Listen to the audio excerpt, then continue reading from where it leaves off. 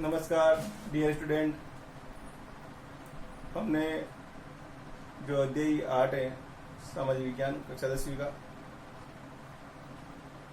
उसकी 4 वीडियो में डाल चुका हूँ और ये लास्ट वीडियो है 5वां, जिसपे क्वेश्चन बनने की संभावना है। क्वेश्चन क्या बनता है कि राजस्थान में जो परंपरागत जल संरक्षण के रूप हैं उनके नाम लिखिए। तो बावड़ी, तालाब, झीलें, टाका, जोहड़, बेरी, खड़ीन, ये सब राजस्थान के परंपरागत जल संरक्षण के रूप हैं। अब जल संरक्षण क्या होता है? संरक्षण का मतलब होता है बचाव। किसी भी स्थान पर वर्षा के जल का उचित जल प्रबंध कर संग्रहण करना ही जल संरक्षण है, ताकि वर्षा के जल को संग्रहित करके उपयोग भी किया जा सके। वर्षा काल में अधिकांश जल नदियों के माध्यम से बहकर समुद्र में चला जाता है और जब वर्षा काल खत्म होने के बाद में उपयोग जल के लिए इसको संग्रहित किया जाता है, तो तालाबों के द्वारा, जोहड़ के द्वारा और झीलों के माध्यम से इस जल का संग्रहण किया जाता है और इस जल को बचाव को ही जल का संरक्षण कहते हैं। देखिए, हमारी भारतीय संस्कृति में जल को अमृत के समान माना गया है। हमारे शासकों के द्वारा, सेठ साहूकारों के द्वारा और गांव के जो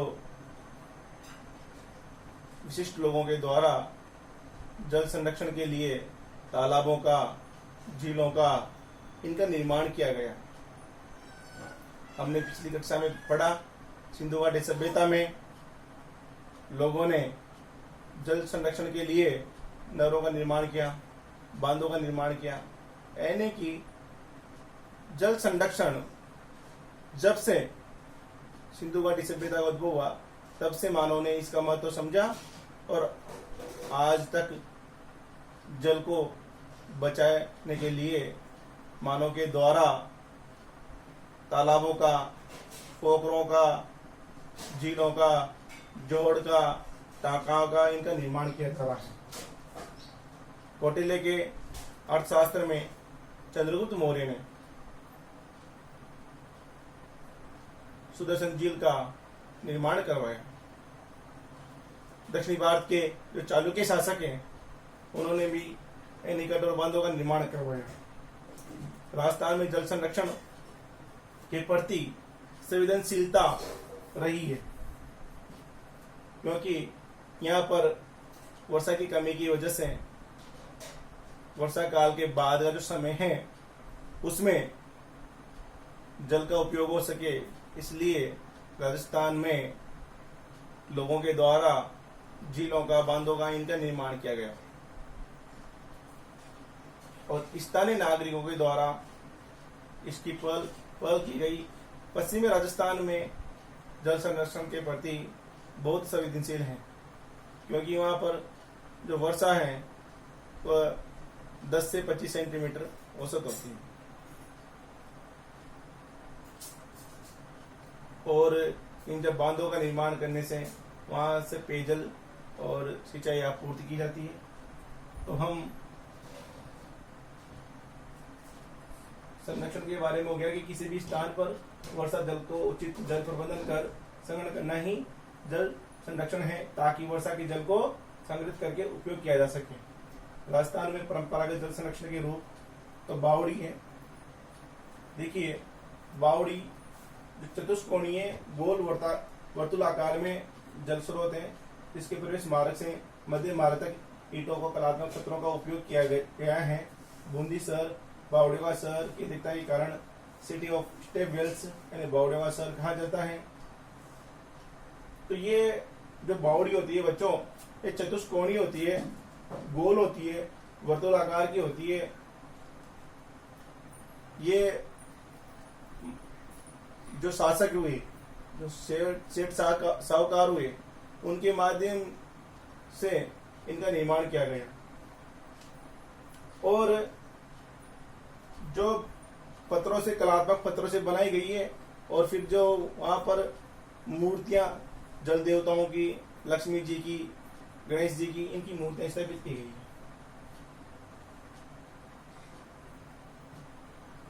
और प्राचीन समय में बावड़ियों का बहुत महत्व रहा है।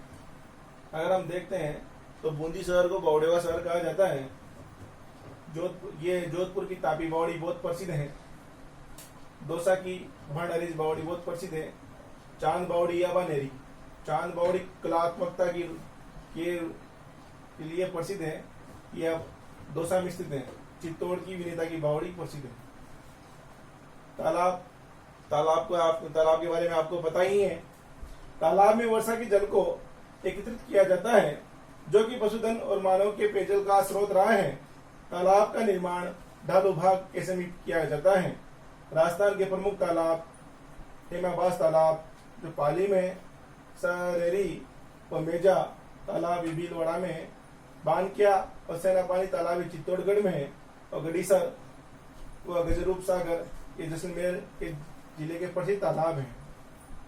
आपको पता है जो तालाब होते हैं, वो जो ढालू भाग है, वहां पर पानी का अवरोधक रोकने के लिए तालाबों का निर्माण किया जाता है। नेक्स्ट, झीलें।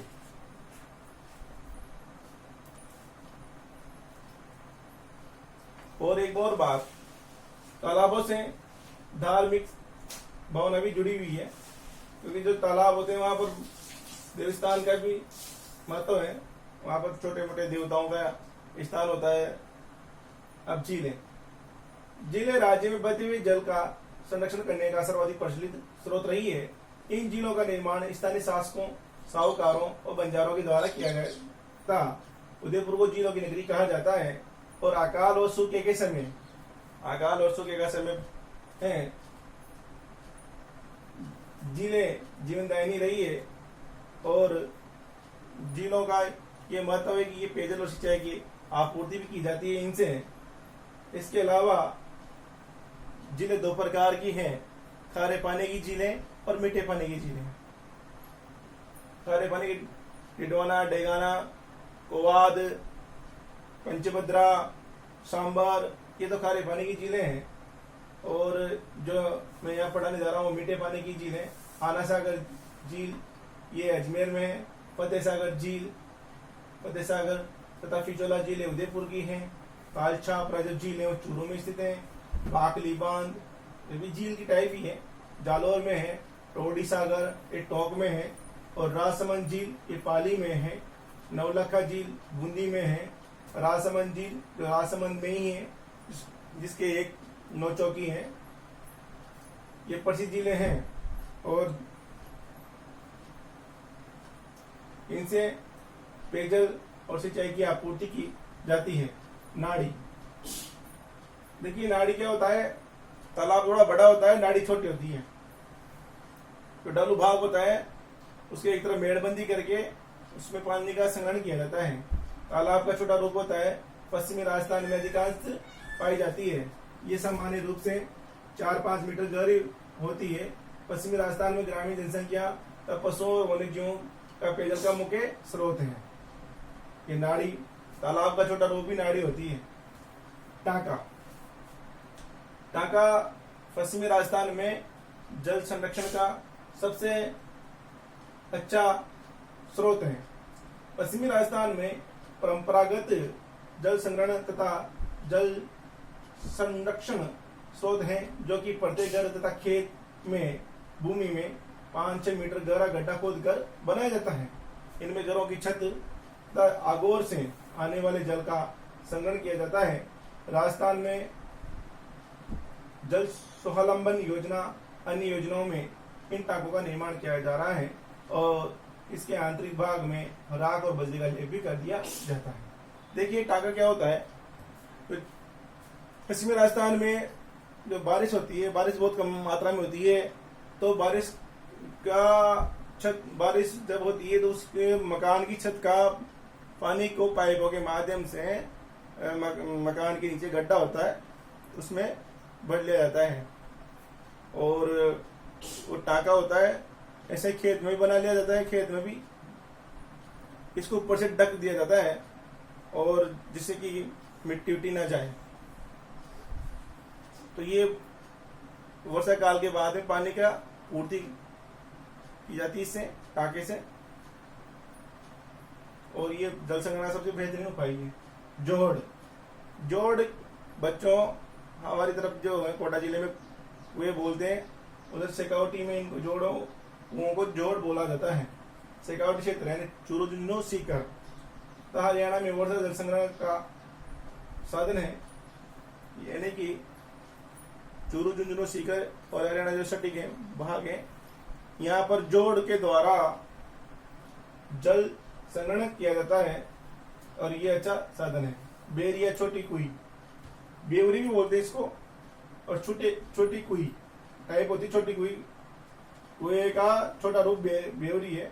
ये पश्चिमी राजस्थान में तालाब खडीन में आगोर भूमि में 5-6 मीटर गहरा गड्ढा खोद कर बनाया जाता है और इसका व्यास 2 से 3 फीट होता है। बेरिया बाड़मेर जैसलमेर में अधिक पाई जाती है। जो खड़ी में तालाब है जिसका आंगन वाला भाग है, आगोर का मतलब होता है खड़ी के नीचे का भाग या उसके आसपास का भाग में बेरियों का निर्माण किया जाता है। एक छोटी होती है और ये 4-5 मीटर की होती है और इनको पत्थरों से चिनाई करके बनाई जाती है। जब वर्षा काल समाप्त होने के बाद में गर्मी के मौसम में रिस के पानी आता रहता है और इसका पानी एकदम शुद्ध होता है और लोग इसके पानी को पेयजल के रूप में उपयोग करते हैं। खडीन वस्तु तो जैसलमेर जिले में मध्यकाल में पालीवाल ब्राह्मणों के द्वारा अपनाई गई जल संरक्षण तथा जल प्रबंधन की ऐसी तकनीकी हैं जो कृषि तथा पेयजल के लिए सर्वाधिक उपयुक्त मानी जाती हैं। जो ढालू भूमि होती है वहां पर मेड़बंदी करके पालीवाल ब्राह्मणों के द्वारा खडीन बनाई जाती है, फिर उसके सटीक एक और खडीन बना दी जाती है। एक तरफ पानी निकाल दिया जाता है और ऐसे जल संरक्षण पालीवाल ब्राह्मणों के द्वारा किया जाता है।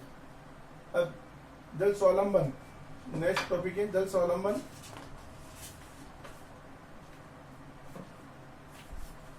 देखिए बच्चों, वर्तमान समय में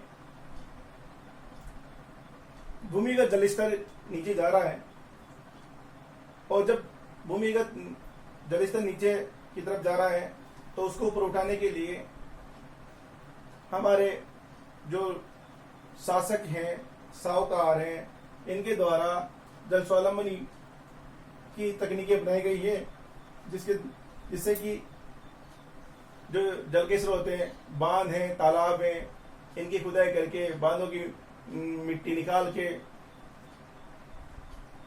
गाद निकाल के वर्षा की कमी के कारण संकट और विकट परिस्थितियों की वजह से आज पूरे भारत में जल स्वावलंबन योजना के तहत जल का संरक्षण किया जा रहा है। तो ये गांवों कस्बों में लोगों के द्वारा ढाणियों में कुएं के माध्यम से, तालाबों के माध्यम से, जोहड़ों के माध्यम से, टाकों के माध्यम से, इनके माध्यम से जल स्वावलंबन के तहत जल का संग्रहण संरक्षण किया जा रहा है। मुख्यमंत्री जल स्वावलंबन योजना असल में राजस्थान की यशस्वी मुख्यमंत्री श्रीमती श्रीमती वसुंधरा राजे सिंधिया के द्वारा मुख्यमंत्री जल स्वावलंबन योजना शुरू की गई है, क्योंकि गिरते जल स्तर को ऊपर उठाने के लिए ये योजना शुरू की गई है। असल में मुख्यमंत्री महोदय के द्वारा ये योजना इसलिए शुरू की गई है क्योंकि राजस्थान में वैसे भी पानी की कमी है और राजस्थान में भामाशाहों के सहयोग से, सेठ साहूकारों के सहयोग से, स्थानीय नागरिकों के सहयोग से जो जर्जर हो गए हैं, जो तालाब हैं, कुएं हैं, ये जो जर्जर अवस्था में हो गए हैं, उनका पुनर्निर्माण किया जा रहा है सरकारी योजना के माध्यम से भी।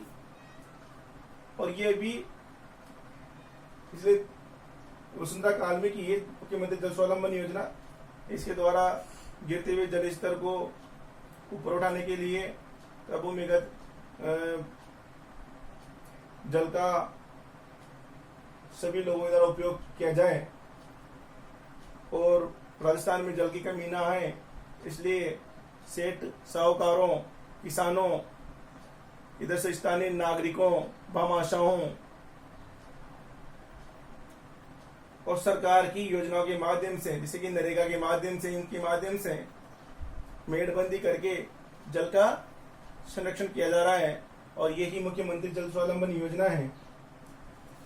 धन्यवाद। ये आपका पूरा पार्ट हो चुका है। नेक्स्ट जो टॉपिक है वह है भारतीय कृषि। अब नेक्स्ट जो वीडियो आएगा वो भारतीय कृषि, उसमें मैं पढ़ाऊंगा आपको।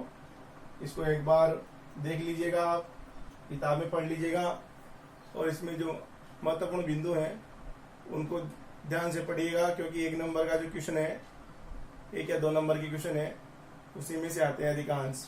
धन्यवाद।